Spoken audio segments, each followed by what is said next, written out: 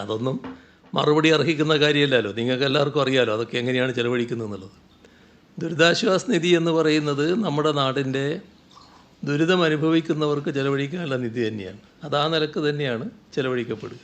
അതിനകത്ത് ഒരു തരത്തിലുള്ള ക്രമക്കേടുകളും ഉണ്ടാകില്ല എന്നുള്ളതാണ് വസ്തുത.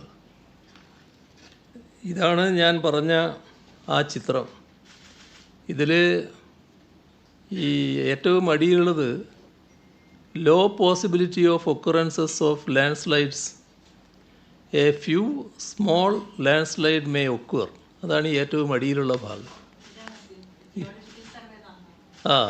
ഇതാണ് അന്ന് നമുക്ക് കിട്ടിയ മുന്നറിയിപ്പ്.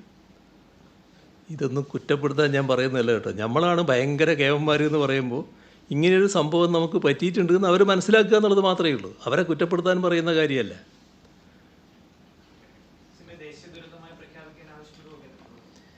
ഇന്ന് മന്ത്രിസഭാ യോഗം അത്തരമൊരാവശ്യം ഉന്നയിച്ചിട്ടുണ്ട്.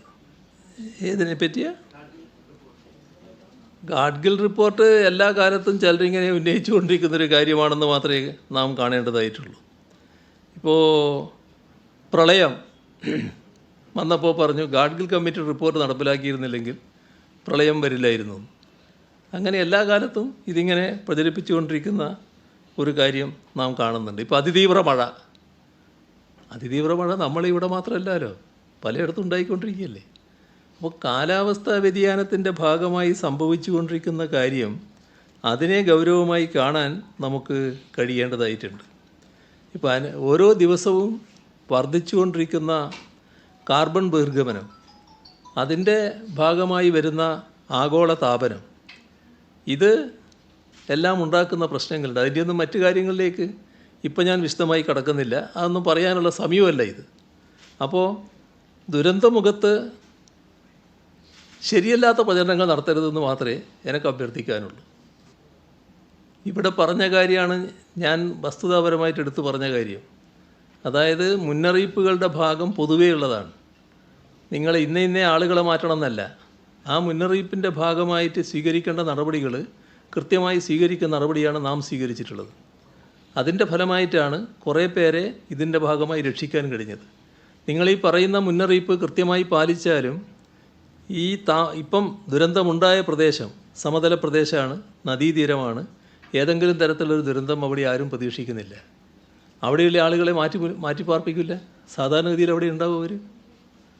നമ്മൾ കിലോമീറ്ററുകൾ വ്യത്യാസമല്ലേ കാണുന്നത്. 1 കിലോമീറ്ററിൻ്റെ ദൂരം എത്രയാണെന്ന് നമുക്കറിയാലോ. ഇവിടെ 5-6 കിലോമീറ്ററിന് അപ്പുറത്തുണ്ടാകുന്ന ദുരന്തമല്ലേ ഇവിടെ വന്ന് ആ ഹതഭാഗ്യരെ ആകെ ഉറക്കത്ത് കൊണ്ടുപോകുന്നത്. അതാരെങ്കിലും പ്രതീക്ഷിച്ചൊരു കാര്യമാണ്. അപ്പോൾ ഒരു സംഭവം ഉണ്ടായാൽ അതിൻ്റെ കാരണങ്ങൾ എന്താണെന്ന് കണ്ടെത്താനാണ് നാം ഗൗരവമായിട്ട് ശ്രമിക്കേണ്ടത്. അതിൻ്റെ ഭാഗമായി കുറ്റപ്പെടുത്താനുള്ള വാസനയല്ല ഉണ്ടാകേണ്ടത്. ഇതാണ് ഈ ഘട്ടത്തിൽ ചെയ്യേണ്ട കാര്യം. ഇനി അവരെ എങ്ങനെയൊക്കെ രക്ഷിക്കാം, വീണ്ടെടുക്കാൻ പറ്റുന്നത് എങ്ങനെയൊക്കെ വീണ്ടെടുക്കാം, ഇതിനാണ് നമ്മൾ പ്രാമുഖ്യം കൊടുക്കേണ്ടത്. അങ്ങനെ നമ്മൾ കാണേണ്ടതായിട്ടില്ല. ഇത്തരമൊരു കാര്യത്തെ സാധാരണഗതിയിൽ ഒരു കക്ഷിക്കും എതിർക്കാൻ കഴിയില്ല. ഇത് നാടിൻ്റെ ഒരു പൊതുവായ പ്രശ്നമാണ്. നമ്മൾ ഈ പ്രദേശത്തുള്ളവർ എല്ലാവരും ഏതെങ്കിലും തരത്തിൽ നമ്മുടെ നാടിന് വേണ്ടാത്തവരാണോ? നമ്മുടെ നാടിന് ഏറ്റവും വേണ്ടപ്പെട്ടവരല്ലേ.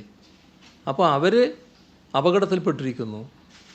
ആ അപകടത്തിൽപ്പെട്ടവരെ എങ്ങനെയൊക്കെ സഹായിക്കാം, എങ്ങനെ അതിൻ്റെ കൂടെ നിൽക്കാം, അതാണല്ലോ ഏത് രാഷ്ട്രീയ പാർട്ടിയും ചിന്തിക്കുക. എവിടെയും ചില ആളുകൾ തെറ്റായ പ്രചരണങ്ങൾ നടത്തുന്നവരുണ്ടാവും. ആ തെറ്റായ പ്രചരണം നടത്തുന്നവരെ പൊതുവൽക്കരിക്കരുത്. അത് ഒറ്റപ്പെട്ടതാണെന്ന് കാണണം. അതിൻ്റെ കൂടെയാണ് മറ്റെല്ലാവരും എന്ന് നമ്മൾ ചിന്തിക്കരുത്. അത് നമ്മുടെ സമൂഹത്തിൻ്റെ ഒരു പ്രത്യേകതയാണ്. ചില കാര്യങ്ങളിൽ നിഷേധാത്മകമായ നിലപാട് സ്വീകരിക്കും. ആ നിഷേധാത്മകമായ നിലപാട് കൊണ്ട് നമ്മുടെ ആരോഗ്യകരമായ കാര്യങ്ങളാകെ നമ്മൾ കാണാതിരിക്കരുത്. കേരളം എന്ന് പറയുന്നത് ഏറ്റവും ആരോഗ്യകരമായി ചിന്തിക്കുന്നൊരു സമൂഹമാണ്. അങ്ങനെയൊരു സംസ്കാര സമ്പന്നരായ ജനതയാണ് നമ്മുടെ ജനങ്ങൾ. ആ ജനങ്ങൾ ആകെ ഒറ്റക്കെട്ടായി ഇതിൽ അണിനിരക്കുമെന്ന് തന്നെയാണ് ഞാൻ പ്രതീക്ഷിക്കുന്നത്.